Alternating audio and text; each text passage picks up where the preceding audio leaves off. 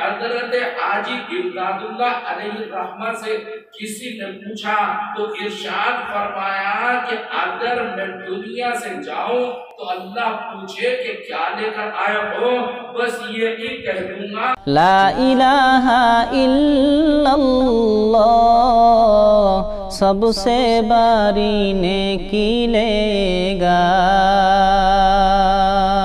کائنات عالم۔ وبه نستعين والصلاة والسلام على النبي الأمين قل كل من عند الله وما لهؤلاء القوم لا يفقهون لا يكادون يفقهون حديثا۔ حضرات طلبہ عزیز، رسول اکرم صلی اللہ تعالی علیہ وسلم کا ارشاد گرامی ہے، من لم یشکر الناس لم یشکر اللہ۔ اللہ کا شکر گزار ہونا تو دوسرے نمبر کی بات ہے، آدمی کو پریکٹس اور تدریب یہی پر کرنی پڑتی ہے۔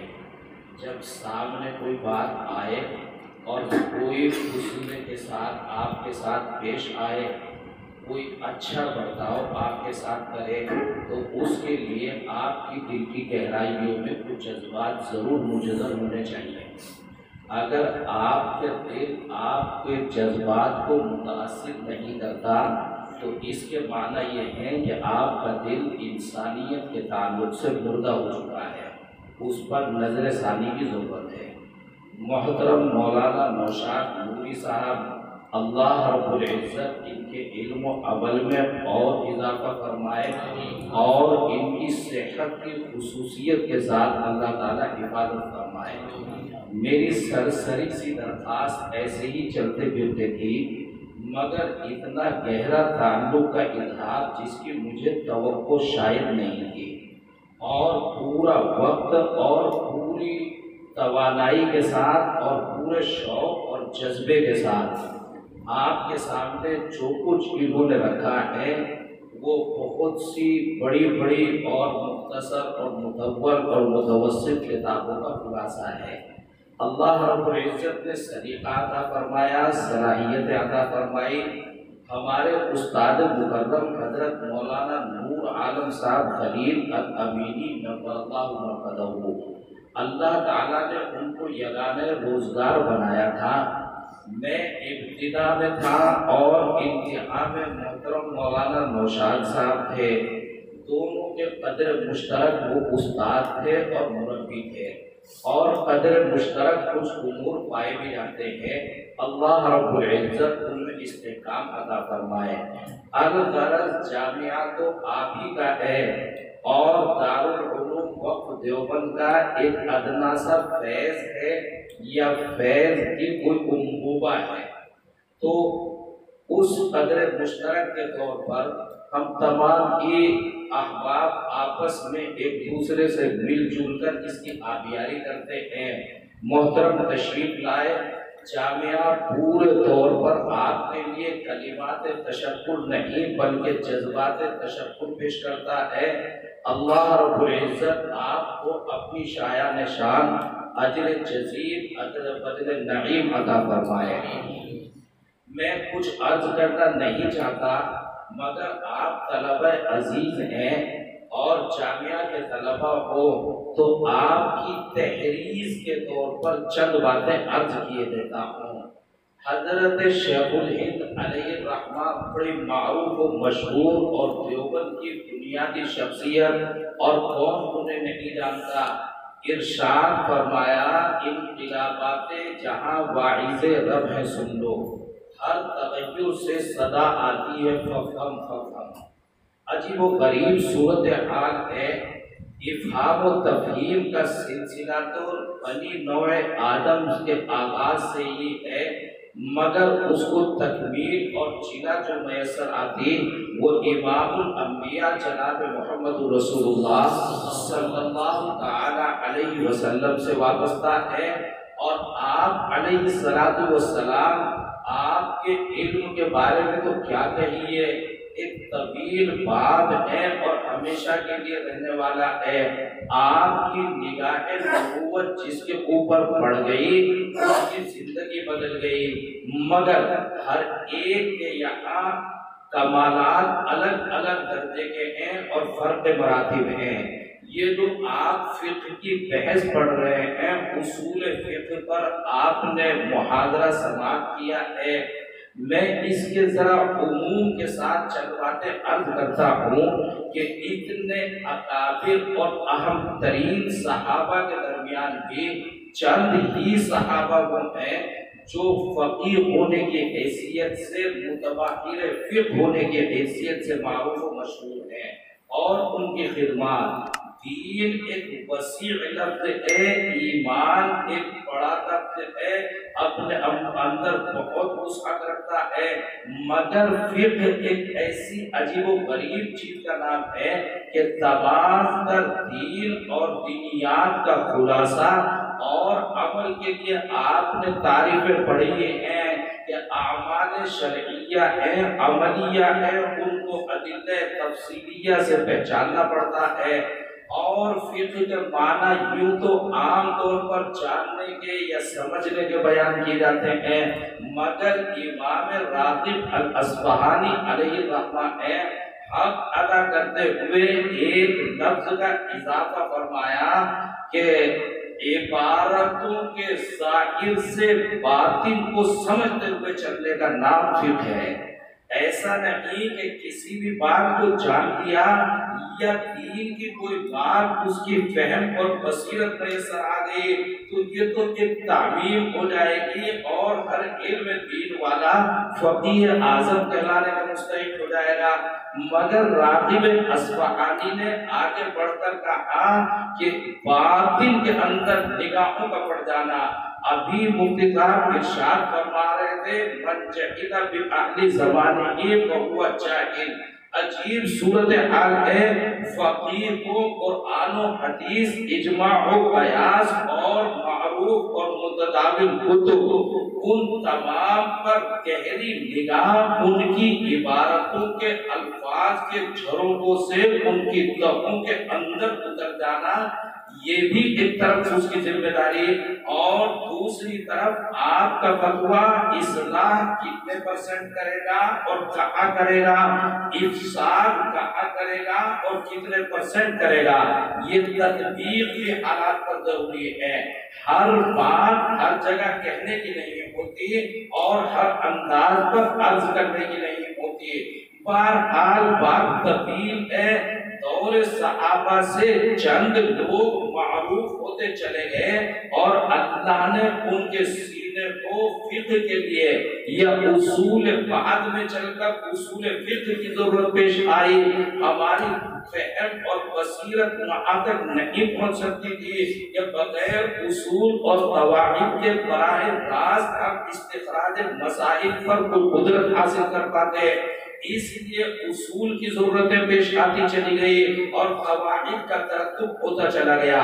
بڑے بڑے فقہاء ہر زمانے کے اندر رہے ہیں اور یہ ماوراء النہر کا علاقہ ہے، بغداد کا علاقہ ہے، عراق کا علاقہ ہے، افغانستان تک پھیلا ہوا خطہ ہے، ایک طویل علاقہ ہے، وہاں کو خدمتیں ہوتے ہوتے آپ کے اس ملک ہندوستان میں پہنچی۔ المختصر حجت اللہ فی الارض الامام الاکبر مولانا محمد قاسم نانوتوی نور اللہ مرقدہ، ایک دل ان کو اللہ نے ایسا عطا فرمایا جو نظر یہاں ہوتا آتا تھا اور حقیقتاً ملائے اعلیٰ سے بات کرتا تھا۔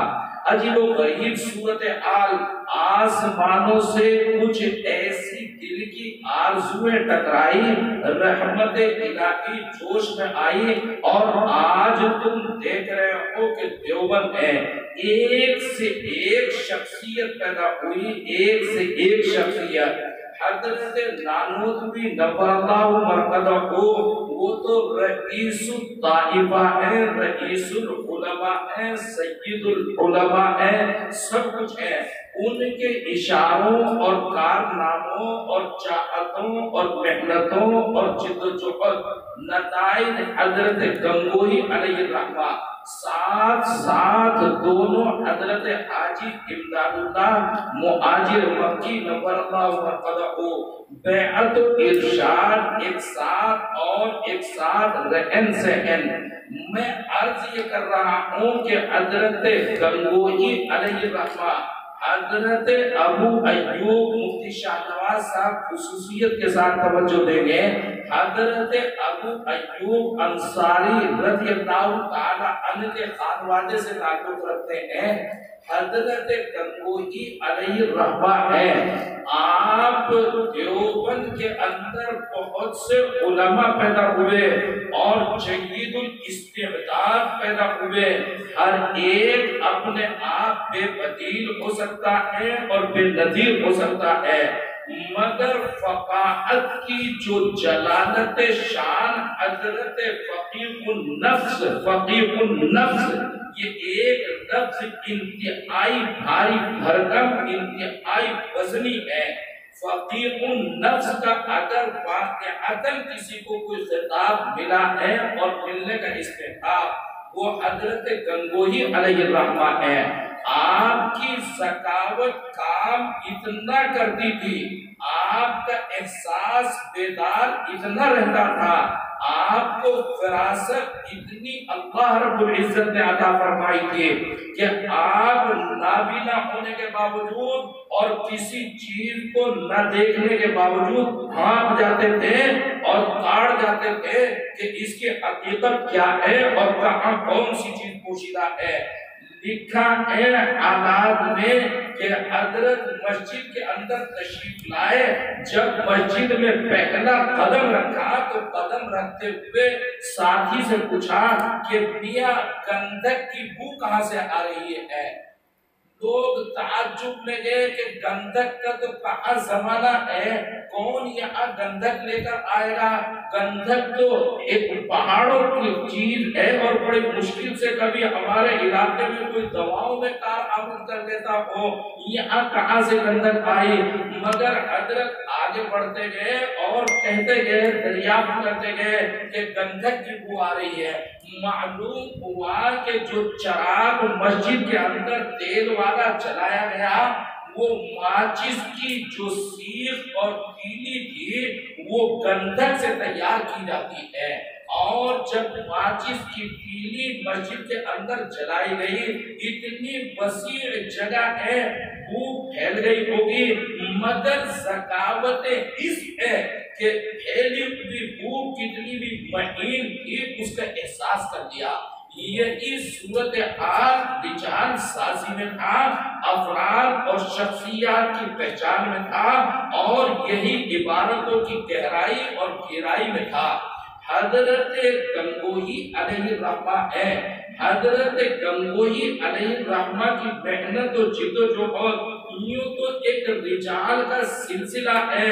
حضرت حاجی امداد اللہ علیہ الرحمہ سے کسی نے پوچھا تو ارشاد فرمایا کہ اگر میں دنیا سے جاؤں تو اللہ پوچھے کہ کیا لے کر آئے ہو، بس یہی کہہ دوں گا کہ میں تو نانوتوی اور گنگوہی بس دو چیزیں لے کر آیا ہوں، ان پہ میری بخشش ہو سکے تو کر دیجیے.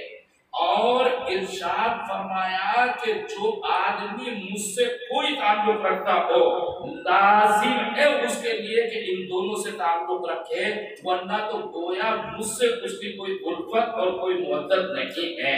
یہ اعتماد بلیغ جب انہوں نے اپنے پیر اپنے محسن و مربی سے حاصل کر لیا، بس جس نے کسی کو مان لیا کوئی اس کو مان لیتا ہے.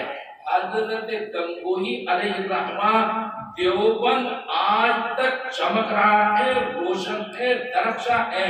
حضرت مولانا شیخ الہند مولانا محمود الحسن صاحب نور اللہ مرقدہ کو، حضرت مدنی حضرت مولانا سید حسین احمد مدنی نور اللہ مرقدہ کو، اور پھر حضرت خطیب حضرت حکیم الاسلام حضرت مولانا قاری محمد طیب نور اللہ مرقدہ کو، جو انتہائی درجے نقطہ سنج انسان تھے اور حکموں کو بیان کرنے کے لیے مہارت بالغہ رکھتے تھے.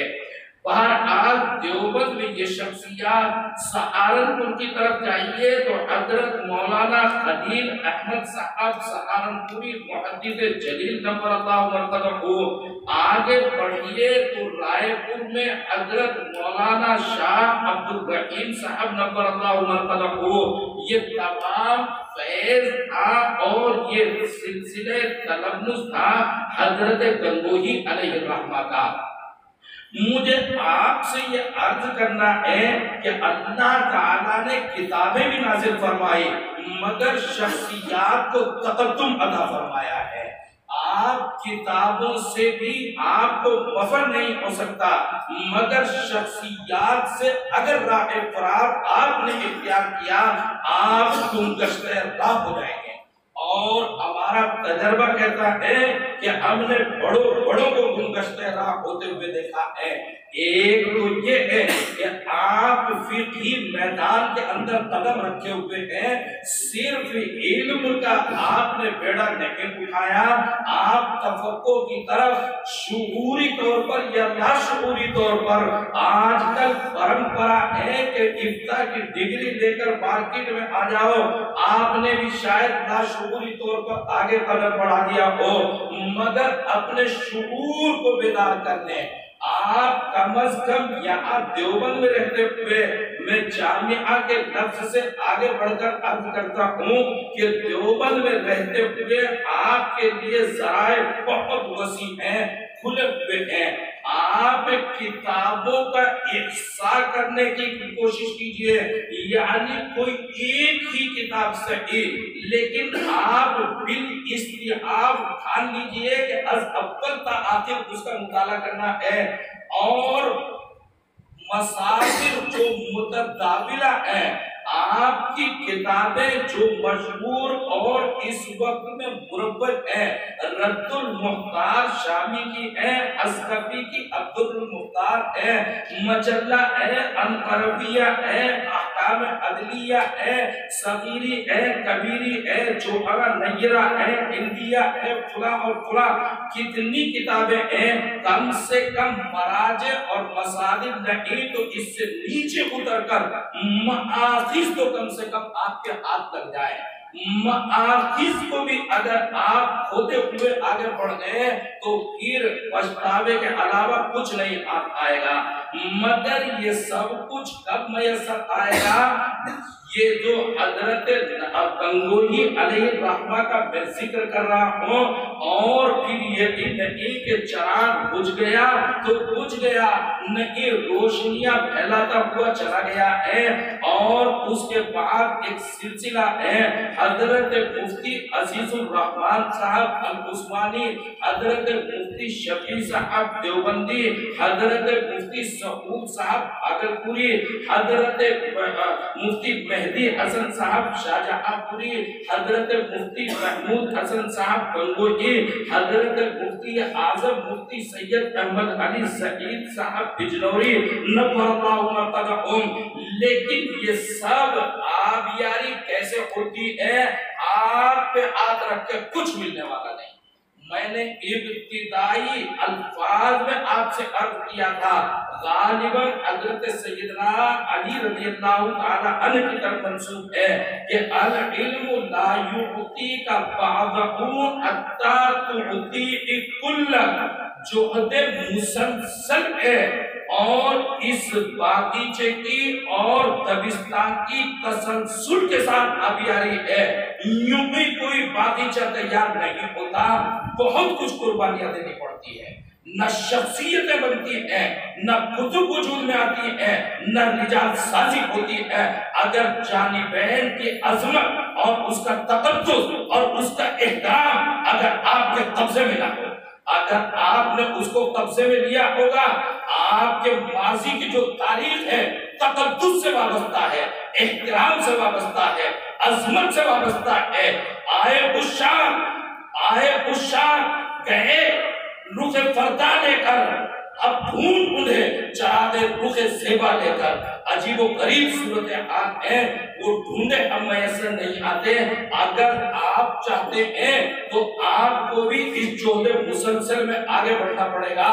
میں شاید باتیں طویل کہتا چلا گیا لیکن میرا عرض کرنا یہ ہے آپ کیا ہیں اور کیوں ہیں اپنے من میں ڈوب کر باجا سنا دے زندگی. تم میرا نہیں بنتا نہ بن اپنا تو بن. کم سے کم اپنی آبیاری کرتے چلو. اللہ تمہارا ناصر و مددگار ہو اور تمہیں سمجھ اور فہم صحیح اللہ رب العزت عطا فرمائے. میں محترم مفتی صاحب کا بہت بہت پھر بار بار شکر گزار ہوں. اور یہ اساتذہ آپ کے اساتذہ ہیں.